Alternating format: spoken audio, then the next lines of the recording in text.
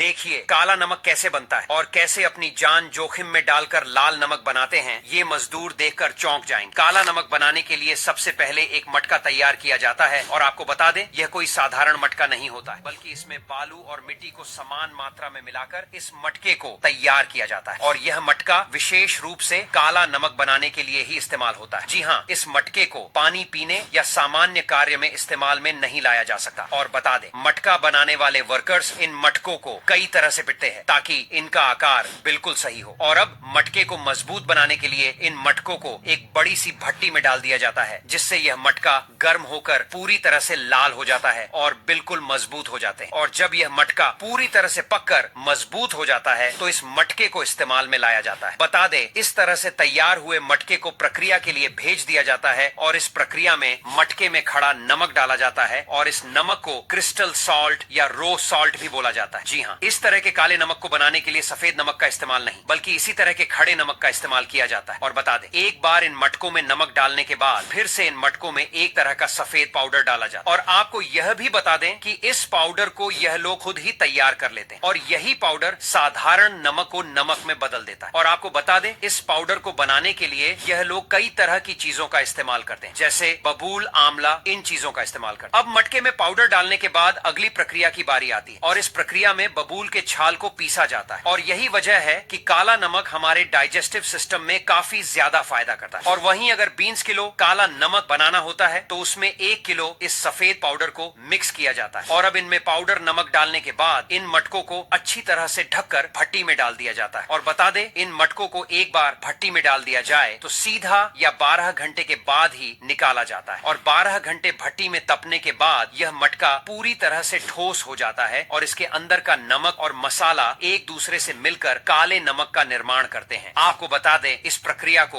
Workers काफी ज्यादा सावधानी के साथ करते हैं, क्योंकि कई बार ऐसा होता है कि मटका काफी ज्यादा गर्म होता है और ऐसे में कई वर्कर्स इन मटकों को ऐसे ही पकड़ लेते हैं जिससे उनके हाथ पैर में चोट भी लग जाती है। और अब इन मटकों को 12 घंटे भट्टी में रखने के बाद बाहर निकाल लिया जाता है और उन्हें फिर से लगभग 12 घंटे तक ठंडा किया जाता है। और अब पूरे तरीके से ठंडा हो जाने के बाद इस काले नमक को मटके से निकाल लिया जाता है। लेकिन आपको बता दें, इस नमक को मटके से निकालना कोई आसान काम नहीं है, क्योंकि यह नमक ठंडा होने के बाद पूरी तरह से ठोस हो जाता है, जो किसी पत्थर की तरह लगता है। इसीलिए इस मटके को फोड़ना काफी ज्यादा मुश्किल हो जाता है और इसे फोड़ने के लिए वर्क्स हथौड़ी वगैरह का ही इस्तेमाल करते हैं। हालांकि इस प्रक्रिया के बाद जब नमक को मटके से निकाल लिया जाता है तो वह मटका किसी भी काम का नहीं रहता। जी हाँ, क्योंकि उस मटके को तोड़ दिया जाता है और इस टूटे हुए मटके को फेंक दिया जाता है और अब हमारे पास सिर्फ और सिर्फ काला नमक बचता है।